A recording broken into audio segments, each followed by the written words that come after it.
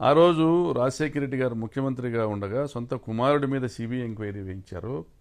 CBI వారు నిర్ధారించిన తర్వాత జగన్మోహన్ రెడ్డి గారి ప్రమేయం లేదనేసి నిర్ధారించిన తర్వాత ఆ కేసు విచారణ జరిగింది. దోషులకు శిక్ష పడింది.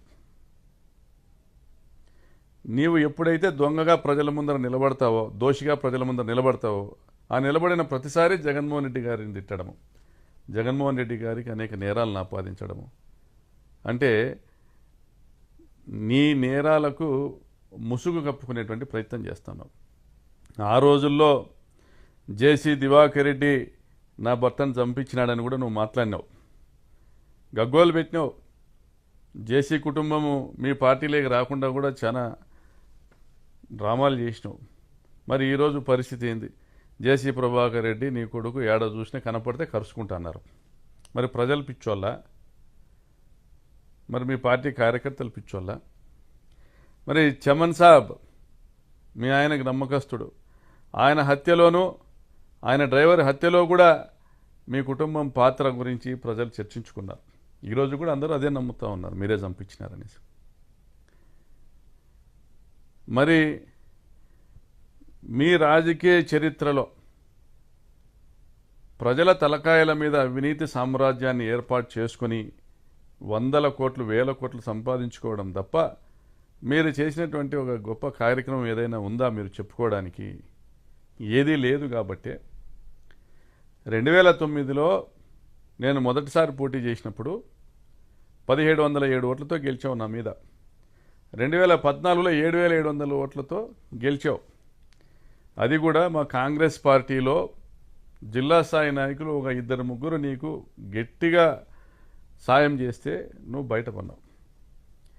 మరి 2019కి వచ్చేటప్పటికి 2014-19 మధ్య మీరు చేసిన దుర్మార్గాలు, దోపిడీలు, హత్యలు, దాడులు ఇవన్నీ కూడా ప్రజల్లో మీరు పలచనైపోయేటువంటి పరిస్థితి తీసుకొని వస్తే, ఆ రోజు జగన్మోహన్ రెడ్డి గారి ప్రభంజనం వీస్తూ ఉంటే ఆ గాలిలో ఓడిపోతానని తెలుసుకొని ఒక బకరా కావాల్సి వచ్చి నీ కొడుకును పోటీ చేయించినావు నా మీద. నేను ఆ రోజు 26,000తో గెలిచాను. మళ్ళీ 2024కు వచ్చేటప్పటికి తెలుగుదేశం పార్టీ వైపు గాలి వీస్తాంది. వైఎస్ఆర్ కాంగ్రెస్ పార్టీకి ప్రభుత్వం పైన కొంత వ్యతిరేకత వచ్చిందని గమనించుకొని మళ్ళీ నువ్వు తెర మీదకి వచ్చావు. నీ కొడుకు అయితే ఓడిపోతాడని నువ్వే ప్రచారం చేయించావు. నీ అన్నదమ్ములు ప్రచారం చేశారు, నీ బంధువులు ప్రచారం చేశారు, నీ మీడియాతో రాపించావు, నీ సోషల్ మీడియాతో రాయించావు. కొడుకును ధర్మవరం పంపించి నువ్వు పోటీ చేసి గెలిచినావు. మరి నిజంగా మీరు దేశోద్ధారకులయ్యి దేశ సేవ చేసింటే మీకు ఓటమి అనేది ఉండకూడదు. మరి మీ ఆయన అంత గొప్ప జాతి నాయకుడో జాతీయ నాయకుడో ఏంటి, నీ కొడుకు ఓటమి రాకూడదు. మీ కుటుంబం యొక్క డొల్ల చరిత్ర జిల్లా అంతా తెలుసు, ఈ రాష్ట్రానికి అంతా కూడా తెలుసు. మీ వల్ల అనంతపురం జిల్లాకు ఫ్యాక్షన్ మరకలు అంటడము వాస్తవం కాదా సునీతమ్మ?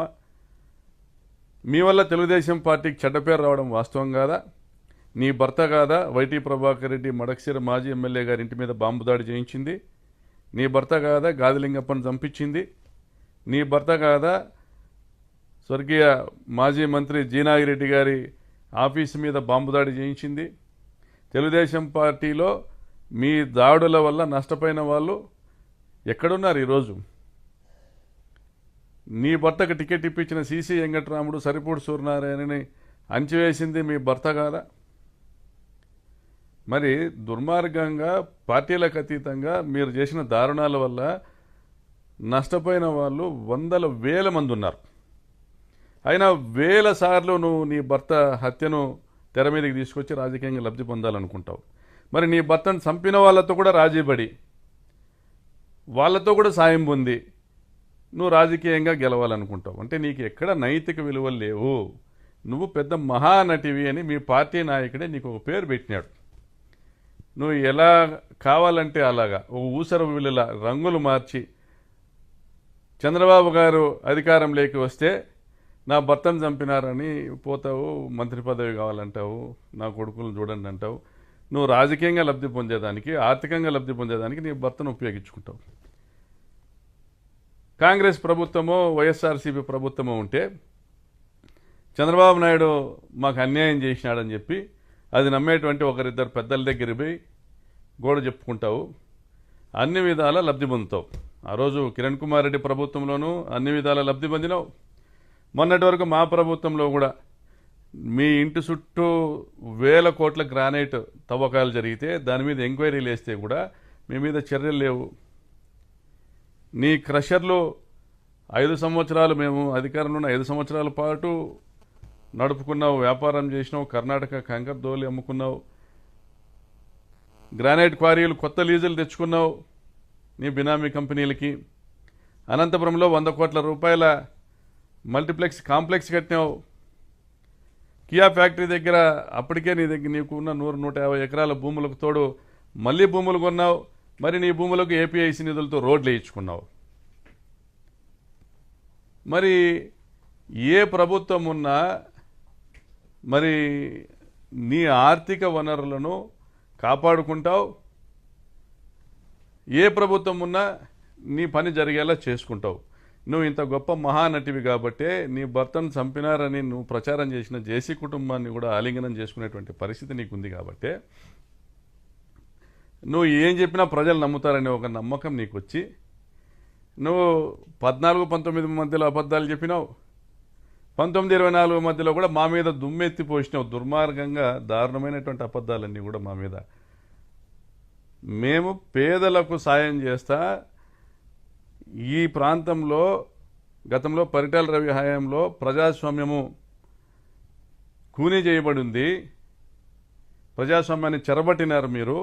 మీ వల్ల 1000 మంది ఊర్లు వదిలినారు, మీ వల్ల 100 మంది కనుమరుగైనారు. మిమ్మల్ని కట్టడి చేసి ఈ ప్రాంతంలో ప్రజాస్వామ్యాన్ని నిలబెట్టాలని మేము రాజకీయాల్లోకి వచ్చినాం. ఏ ఫ్యాక్షన్ కుటుంబం దగ్గరికి వెళ్ళకండి, మీ బతుకులు మీరు బతకండి అని దాదాపుగా 2-3 వేల కుటుంబాలకు మేము ఉచితంగా బోర్లు వేయడమా, గొర్రెలు పంపిణీ చేయడమా, వివిధ రకాలుగా సాయం చేశాం. అది నచ్చే జగన్మోహన్ రెడ్డి గారు కానీ రాజశేఖర రెడ్డి గారు కానీ మమ్మల్ని ఆదరించినారు. ఈరోజు నువ్వు మాట్లాడుతూ ఉన్నావు తోపుదుర్తి సోదరులు నేను అనుకుంటే తిరగలేనని. తోపుదుర్తి సోదరులు ప్రతి గ్రామంలోనూ తిరుగుతారు. ఎందుకంటే ప్రతి గ్రామంలో కూడా తోపుదుర్తి సోదరుల వల్ల సాయం పొందిన వాళ్ళు ఉన్నారు. ప్రతి గ్రామంలో కూడా తోపుదుర్తి సోదరులు మేము ఇది చేసినామని చెప్పుకోవడానికి ఉన్నాయి. మళ్ళీ మొన్న జరిగినటువంటి హత్య విషయంలో కూడా, లింగమయ్య హత్య విషయంలో కూడా మేము వైఎస్ఆర్ కాంగ్రెస్ పార్టీ నాయకులు రెచ్చగొట్టినారు, అందుకే మా తమ్ముళ్ళు చేసినారని నువ్వు చెప్పుకుంటాండావు. మీ తమ్ముళ్ళు హత్య చేసిందని నువ్వే చెప్పుకుంటా అన్నావు. మేమే మా తమ్ముళ్ళు హత్య చేసినా మేము వాళ్ళని కోర్టుకు హాజరు పెట్టామని నువ్వు చెప్పుకుంటున్నావు. పరిటాల సునీతమ్మ, చివరిగా హెచ్చరిస్తా ఉన్నా, జగన్మోహన్ రెడ్డి వస్తాడు, వచ్చినాక మీ కుటుంబ నేపథ్యాన్ని మొత్తం కూడా అక్కడ ప్రజలు ఆ ప్రాంతంలో పాపిరెడ్డిపల్లి గ్రామంలో నీ కొడుకు ప్రమేయమైంది, నీ తమ్ముని కొడుకుల ప్రమేయమైంది అంతా కూడా తెలియజేస్తారు జగన్మోహన్ రెడ్డి గారికి. ఈరోజు నీది జరగచ్చగాక నీ దుర్మార్గాలు ఇంకా కూడా నువ్వు కొనసాగించవచ్చు, మీ ప్రభుత్వం ఉన్న రోజులు కూడా కొనసాగించవచ్చు. కానీ రేపన్నది మాదే. తప్పనిసరిగా 27లోనో 28లోనో 29లోనో మళ్ళీ మా ప్రభుత్వం వస్తుంది, మా జగనన్న ముఖ్యమంత్రి అవుతారు. మీరు చేసిన ప్రతి ఒక్క దుర్మార్గాలకు కూడా లెక్కగట్టి ఆ రోజు తగిన సమాధానం చట్టబద్ధంగా తెలియజేయడం జరుగుతుంది. కాబట్టి ఇప్పటికైనా నీ పద్ధతులు మానుకో. నువ్వు ఎవరిని బెదిరించాలనుకుంటున్నావు? నేను అనుకుంటే ఎంపీపీ కాలేనా, నేను అనుకుంటే ప్రకాష్ రెడ్డి తిరుగుతాడా, ఇంకొకటి మాటలు ఇవన్నీ మానుకో. ఇంకా నీకు అది పోలే, అదేదో చింత చచ్చిన పులుపు సావలే, అవి మానుకో. ప్రజాస్వామ్యంలో నువ్వు కూడా ప్రజలు ఓట్లేస్తే గెలిచి నువ్వు ఎమ్మెల్యే అయినావు అంతే. నీ ఎంతగా నువ్వు ఎమ్మెల్యే కావు. ప్రజలు నిన్ను నమ్మి ఓట్లేసినాక నేను ప్రజలకు మంచి చేయాలనే ఆలోచనతో నువ్వు మాట్లాడు. నువ్వు బెదిరించేటట్ల మాటలు ఇంకోటి మాటలు మాట్లాడితే ఎవరు బెదిరే వాళ్ళు ఎవరు లేరు. ప్రజలు మిమ్మల్ని తరిమి కొట్టే రోజులు రాకుండా ఇకనైనా చూసుకో. జగన్మోహన్ రెడ్డి గారి కాలి గోటికి కూడా నువ్వు పనికిరావు. జగన్మోహన్ రెడ్డి గారు మహోన్నతమైనటువంటి వ్యక్తిత్వం కలిగిన నాయకుడు. ఆయన పేదల పట్ల, రైతుల పట్ల, మహిళల పట్ల, విద్యార్థుల పట్ల అపారమైన ప్రేమ కలిగి వారికి సంక్షేమ పథకాల ద్వారా వారి కుటుంబాలను నిలబెట్టిన నాయకుడు. కోట్లాది మంది గుండెల్లో కొలువున్నటువంటి నాయకుడు. జగన్మోహన్ రెడ్డి గురించి మాట్లాడేటువంటి అర్హత నీకు కానీ, నీ కుమారునికి కానీ, నీ కుటుంబానికి కానీ ఎవరికి లేదు. మీరు నోటికి వచ్చినటువంటి అబద్ధాలు చెప్పి అధికారంలోకి వచ్చి ఈరోజు ఏ ప్రజలైతే మిమ్మల్ని గెలిపించినారో వారి ఆస్తుల మీద మీరు కన్ను వేసి వారి ఇళ్లను కూలుస్తా ఈరోజు రైతాంగాన్ని నడ్డి వీరుస్తా హంద్రినీవా కాలువ లైనింగ్ కాంట్రాక్టు కమిషన్లను కొట్టి ఈరోజు రాప్తాడు నియోజకవర్గంలో కనీసం 1,00,000 ఎకరాలు బీళ్లుగా మారేటువంటి పరిస్థితిని తీసుకొని వచ్చి మీరు గత 10 నెలలుగా ఎన్నో అరాచకాలు చేసి ఎన్నో దోపిడీలు చేసి టమాటా రైతుల దగ్గర నుండి కూడా కమిషన్లు వసూలు చేసి మీరు చేస్తున్న అరాచకాలన్నీ ప్రజలకు తెలిసిపోయినాయి. ఇప్పుడు నువ్వేం చెప్పినా ఎవరు నమ్మే పరిస్థితి లేదు, అయిపోయింది. మొన్న లింగమయ్య హత్యతో నీ చాప్టర్ క్లోజ్ అయిపోయింది. నువ్వు భవిష్యత్తులో ఎప్పుడు కూడా శాసనసభలో అడుగుపెట్టేటువంటి పరిస్థితి కూడా ఉండదు ఈసారి 2029 ఎన్నికల తర్వాత. నీ చరిత్ర మొత్తము ప్రజలకు అర్థమైపోయింది. మేకవన్య పులివి నువ్వు, మేకవన్య పులివి నువ్వు. నీ నేర చరిత్ర మీ భర్త బయటికి తెలిసి చేసినాడేమో, నువ్వు బయటికి మహానటిలా ముసుగు కప్పుకొని గొప్ప నటనా చాతుర్యంతో ప్రజల్ని నమ్మబలుకుతూ గొంతు కోసుకుంటూ వచ్చినావు ఇన్ని సంవత్సరాలు. ఇంకా అది జరగదు.